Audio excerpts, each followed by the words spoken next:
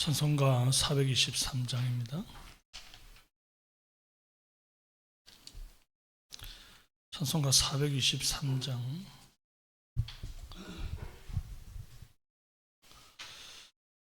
무엇보다도 더 검은 죄로 물든 이 마음, 있는 보다 더 희게 깨끗하게 씻겼네.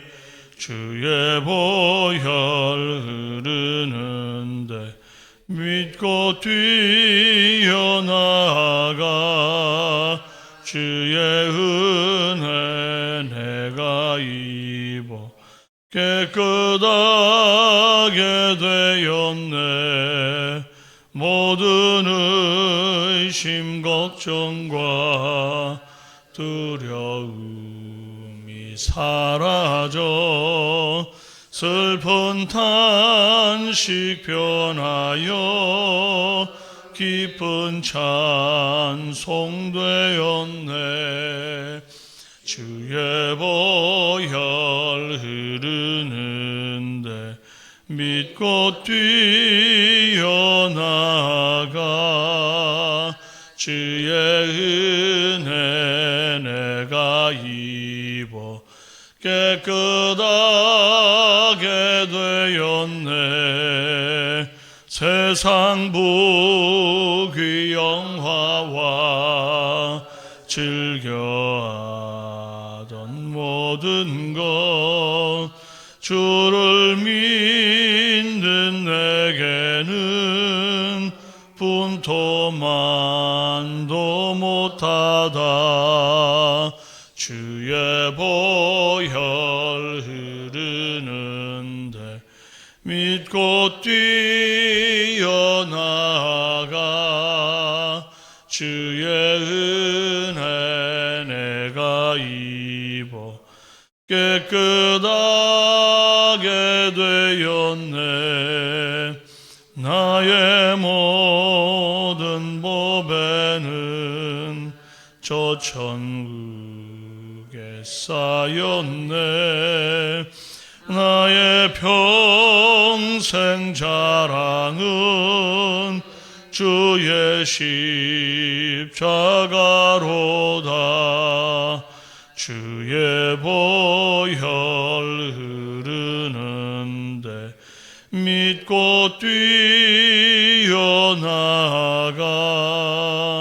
주의 은혜 내가 입어 깨끗하게 되었네.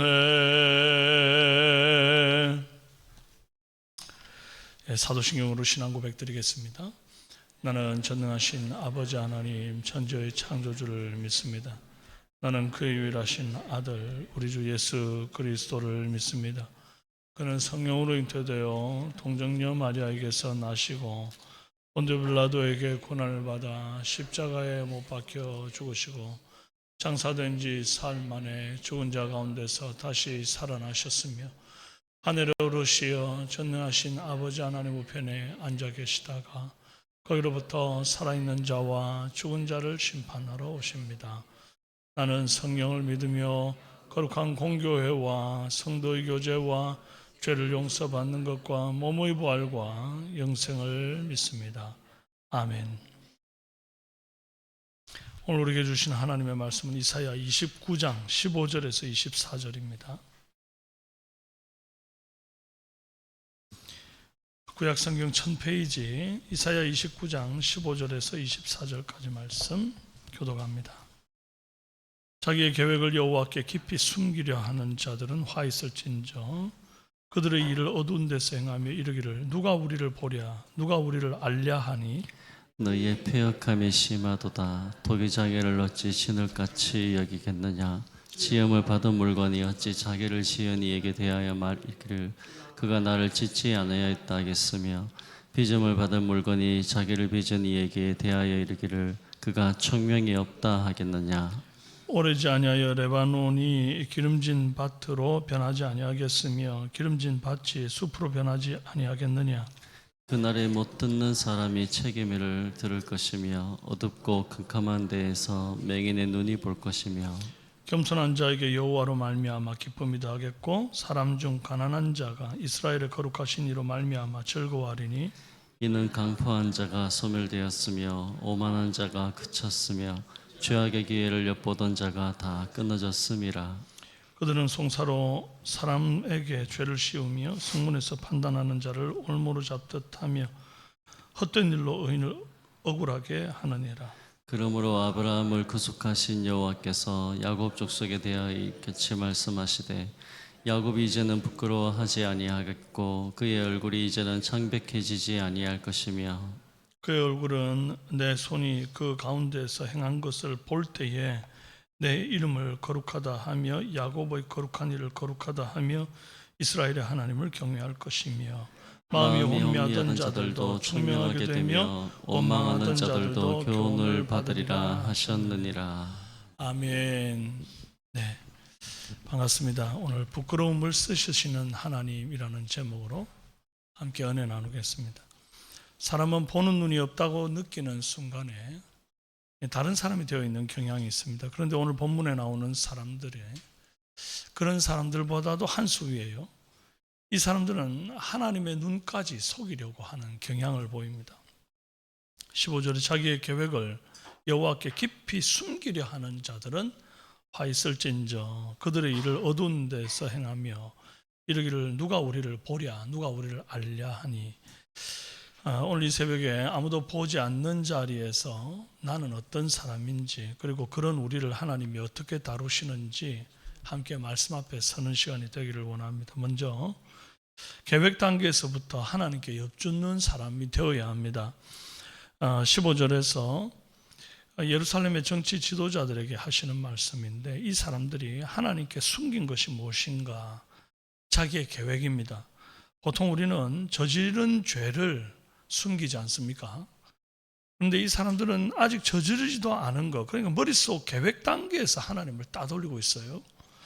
무슨 계획입니까? 아수르 군대가 목까지 차오르니까 유다의 지도자들이 밤중에 밀실로 모였어요. 그래서 애굽의 사절단과 예물을 실어보내고 비밀 동맹을 맺으려고 한 겁니다. 이들은 하나님께 묻지 않습니다. 물으면 뭐합니까? 뻔하게 하나님이 애굽 붙들지 마라 이렇게 말하실 게 확실하니까 아예 묻지를 않는 겁니다.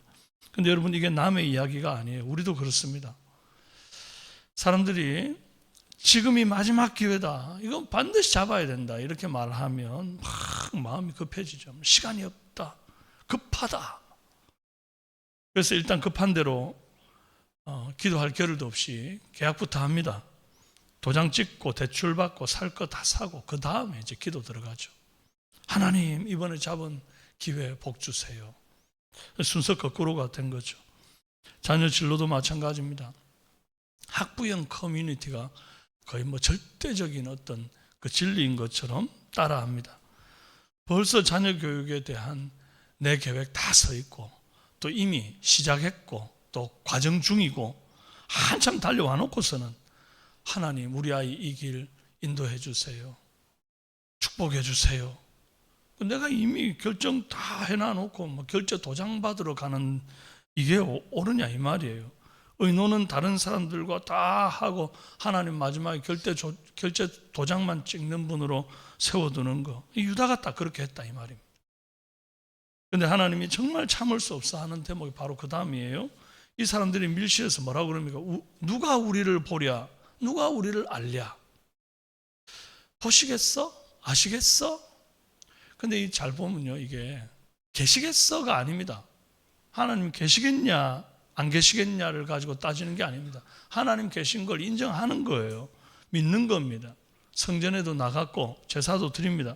그런데 그 하나님이 지금 우리가 밀담하는 이 방에까지는 못 오신다고 생각합니다. 그러니까 보시겠어?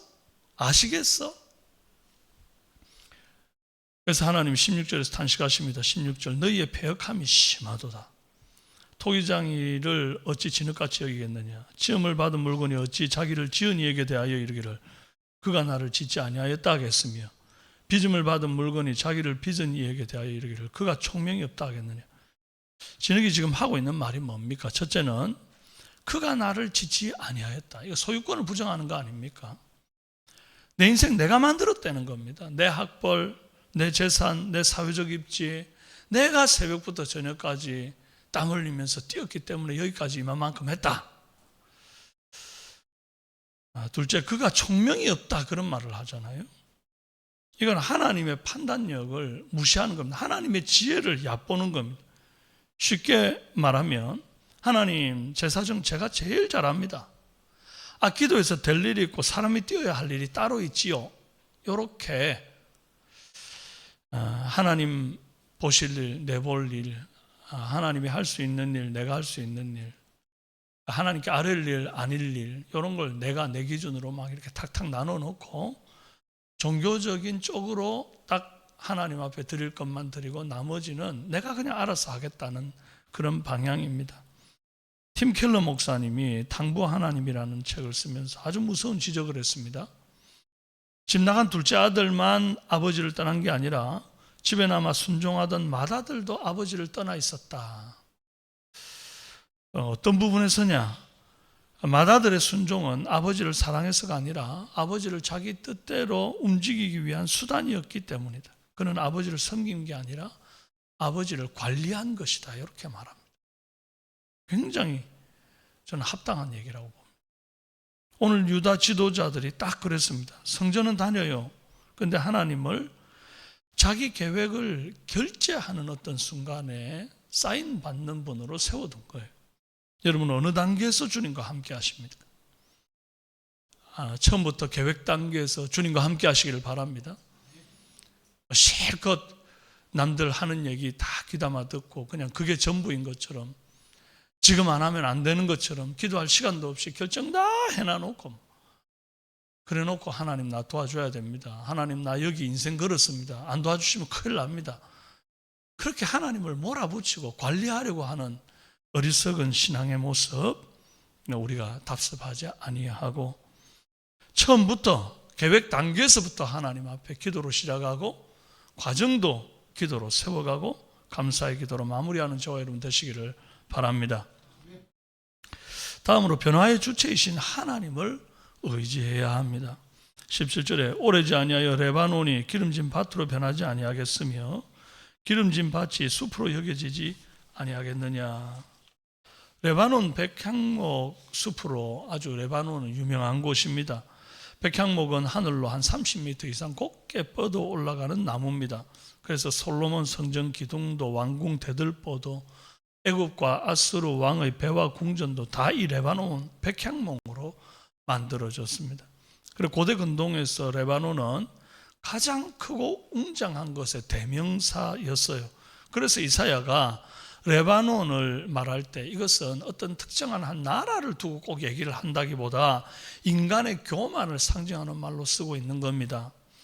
그런데 보십시오. 이 웅장한 레바논이 기름진 밭이 된다 하는 겁니다. 반대로 아무것도 아닌 밭이 울창한 숲으로 여겨지게 된다는 거예요. 이 기름진 밭은 부정적인 말로 하는 게 아닙니다. 이게 하나님이 손대면 아무리 대단해 보이는 레바논도 기름진 밭으로 그냥 통째로 뒤집힌다. 하나님 높은 산을 낮추시고 골짜기는 돋우시는 분이다. 이제 그런 의미입니다. 지금 대단해 보이는 것이 별것 아닌 게 되고 지금 초라해 보이는 것이 아주 무성한 것이 되는 거죠. 유다 백성들은 지금 아수르가 무섭고 애굽이 든든해 보이잖아요. 그러나 오래지 아니하여 그 순위가 바뀐다는 겁니다. 그런데 이게 단순히 나라와 나라 간의 관계에서만 이렇게 되는 게 아니라 개인의 영적인 깨달음도 그렇게 됩니다. 18절 그날에 못 듣는 사람이 책의 말을 들을 것이며 어둡고 깜깜한 데서 맹인의 눈이 볼 것이며. 이 구절을 이제 제대로 보려고 그러면 어제 본문 29장 11절 12절을 꼭 같이 읽어야 됩니다.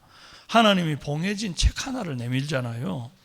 그걸 아는 사람에게 이걸 주니까 뭐라 그럽니까? 봉해졌으니 내가 못 읽겠다. 그럼 그걸 모르는 사람한테 줍니다. 그러면 그들은 또 뭐라 그럽니까? 저는 글을 모릅니다. 그걸 아는 사람도 못 읽고 그걸 모르는 사람도 못 읽습니다. 예루살렘 전체가 하나님 말씀 앞에서 문맹이 된 것 같은 모습이죠. 그런데 오늘 본문에서 18절, 그 책을 누가 읽습니까? 못 듣는 사람이 책의 말을 들을 것이며 어둡고 깜깜한 데서 맹인의 눈이 볼 것이며. 놀라운 반전 아니에요? 하나님이 보게 하시면 귀가 먹든 눈이 멀든 기억고 보게 하시고 듣게 하신다, 이 말입니다. 그래서 700년 뒤에 예수님 오셔가지고 나면서 소경된 자의 눈을 실로하면서 열어두신 뒤에 이렇게 선언하잖아요. 요한복음 9장 39절에 내가 심판하러 이 세상에 왔으니 보지 못하는 자들은 보게 하고 보는 자들은 맹인이 되게 하려 함이라. 눈뜬 바리새인은 못 받고 소경이 받습니다. 오늘 본문에서 이사야의 예언이 그대로 이루어진 거죠. 여러분, 오늘도 마찬가지 아닙니까? 배운 젊은 집사님들은 은혜를 못 받는데 글 모르시는 권사님들이 진리를 깨닫고 막 눈물을 쏟습니다. 이렇게 은혜 받는 일들이 어떻게 해서 생기는 겁니까? 깨달음은 연차나 자격에서 나오지 않고 하나님께 받은 은혜에서 나오는 거예요. 또 다른 기분 좋은 반전이 있습니다. 19절에 겸손한 자에게 여호와로 말미암아 기쁨이 더하겠고 사람 중 가난한 자가 이스라엘의 거룩하신 이로 말미암아 즐거워하리니. 예수님이 산상수훈 1000마디로 부르신 사람들이 바로 심령이 가난한 자는 복이 있나니 그랬잖아요. 이게 얼마나 반전이 되는 말입니까? 마치 레바논이 밭으로 변하고 밭이 숲으로 변하듯 맹인이 흑암 중에 보게 되듯 가난한 자가 오히려 보게 되는 이 반전이 토기장이신 하나님으로부터 나온다, 이 말입니다. 그러나 이 은혜로운 반전에서 소외되는 자들이 있어요. 20절, 이는 강포한 자가 소멸되었으며 오만한 자가 그쳤으며 죄악의 기회를 엿보던 자가 다 끊어졌습니다. 여기 이제 죄악의 기회를 엿보던 자 이렇습니다. 여러분, 엿본다 이게 뭡니까? 자기가 사냥꾼처럼 숨어서 가만히 기다린다는 거예요. 무기를 겨냥한 채 눈 부릅뜨고 깨어 때를 노린다 이 말이죠. 아무래도 무방비한 사냥감보다는 망원경을 탁 두고 기회를 엿보는 사냥꾼이 더 유리하지 않겠습니까? 모든 상황을 지금 다 보고 있고 그 상황을 내가 통제할 수 있다고 생각하잖아요. 그런데 하나님을 떠난 이 강포함과 오만한 자들이 하나님이 반드시 그들이 마치 아주 더 좋은 입지에서 반드시 기회를 잡을 것처럼 보여도 하나님이 심판하시면, 하나님이 정의를 세우시면 그들의 오만함이, 그들의 강포함이 기회를 엿보던 모든 기회가 다 끊어져 버린다 이 말이에요. 우리 세상의 어떤 기준대로 다 돌아가는 게 아닙니다. 그러므로 우리는 강포한 자, 오만한 자를 두려워할 필요도 없고 저들이 어떤 꼼수와 음모를 부릴지라도 가담하거나 염려하지도 말고 심판하실 주님께 딱 맡기고 겸손한 자, 심령이 가난한 자로 내 갈 길 부지런히 가는 성도들 되시길 바랍니다. 끝으로 하나님의 손을 보는 자가 구원을 얻습니다. 22절, 그러므로 아브라함을 구속하신 여호와께서 야곱 족속에 대하여 이같이 말씀하시되 야곱이 이제부터는 부끄러워 아니하겠고 그의 얼굴이 이제부터 창백하여지지 아니할 것이며. 여기 아주 독특한 표현이 하나 나오는데 아브라함을 구속하신 여호와, 성경 전체에서 아브라함을 두고 구속하셨다 이렇게 말하는 곳은 여기 하나뿐입니다. 보통은 이스라엘을 애굽에서 구속하신 여호와 이렇게 말하죠. 하나님이 왜 갑자기 아브라함의 구원을 말합니까? 바로 밀실에서 애굽을 붙들며 아수르를 두려워하는 백성들에게 내가 너희 조상 아브라함도 우상 한복판에서 건져낸 하나님이다. 그러니 너희도 건져낼 능력이 있다. 지금 너희가 볼 때는 위로는 아수르, 아래로는 애굽 딱 쌈싸먹히게 돼가지고 아무 방법도 없는 것 같지만 아니다. 내가 능히 구해낼 수 있다. 그 말씀하는 겁니다. 그래서 그 결과가 뭡니까? 그의 얼굴이 이제부터는 창백해지지 아니할 것이며, 주님이 구원해서 너 이제 얼굴 창백해질 일이 없다 이렇게 말한 겁니다. 얼굴이 창백해진다는 게 뭐예요? 피가 싹 가시는 거 아닙니까? 병원에서 검사 결과 봉투를 받아들 때 대출 만기 통보를 받는 순간, 밤중에 모르는 번호로 전화가 올 때, 그럴 때 얼굴이 우리가 하얗게 변할 때가 있잖아요. 유다 백성이 매일 그랬습니다. 아수르 소식이 들릴 때마다, 그리고 또 애굽과의 밀약이 들통날까 봐 조마조마 해가지고 얼굴이 막 새파랗게 질려 있는 거죠. 근데 그 얼굴에 두려움이 사라지고 다시 핏기가 돌게 하시겠다, 그렇게 말씀하는 겁니다. 그러면 어떻게 그 일을 행하실까요? 회복의 핵심은 바로 이겁니다. 23절, 내 손이 그 가운데서 행한 것을 볼 때에 놀라운 회복과 반전이 일어난다는 겁니다. 하나님의 손을 보는 거예요. 야곱도 그랬습니다. 죽은 줄 알았던 요셉을 다시 만나고 요셉의 자손까지 보면서 이렇게 고백해요. 하나님이 내게 네 자손까지도 보게 하셨도다.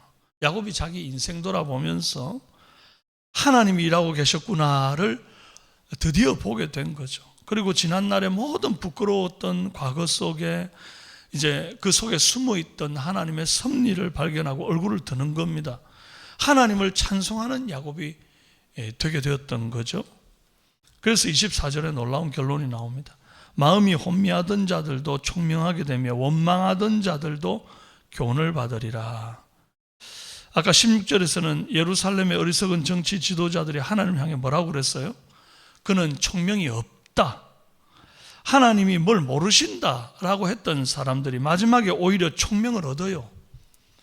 원망하던 사람들이 하나님께 교훈을 받는 사람으로 바뀌는 겁니다. 여러분, 이것이 하나님의 회복입니다. 하나님은 우리 환경만 바꾸는 분이 아니라 하나님을 바라보는 우리의 눈을 바꾸시는 분입니다. 그러므로 우리 자녀들에게도 우리가 남겨야 할 것이 성공한 인생의 모습이 아닙니다. 우리 가정 가운데 하나님이 손이 일하셨다라고 하는 기억, 이것들을 좀 남겨줘야 합니다.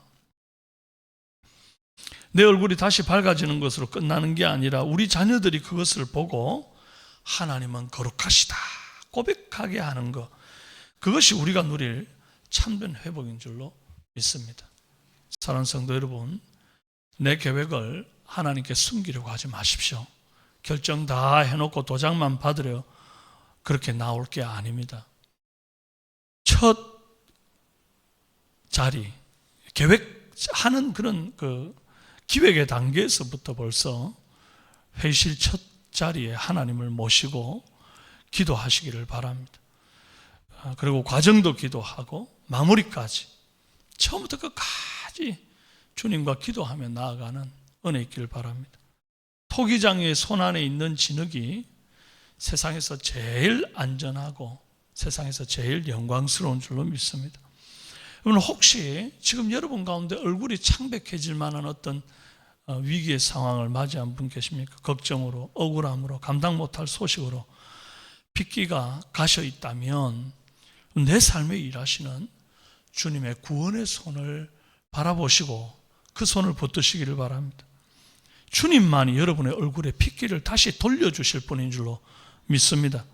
그날 우리는 하나님이 총명이 없다, 아이고 이건 하나님도 안 된다 했던 그 입술로 주님 이제야 알겠습니다. 제가 뭘 몰라가지고 그때는 참 주님께 원망했지만 주님 이제야 알겠습니다 고백하는 날 올 겁니다. 이번 한 주간 아무도 보지 않는 자리에서 더 정직하고 어둠 속에서도 나를 보고 계시는 주님의 눈을 의식하고 내 이 자녀들이 보고 배울 만한 믿음을 살아내는 그런 삼성교회 우리 성도들 다 되시기를 주님의 이름으로 간절하게 축복드립니다. 자, 함께 한번 기도드리겠습니다. 존귀하신 아버지 하나님,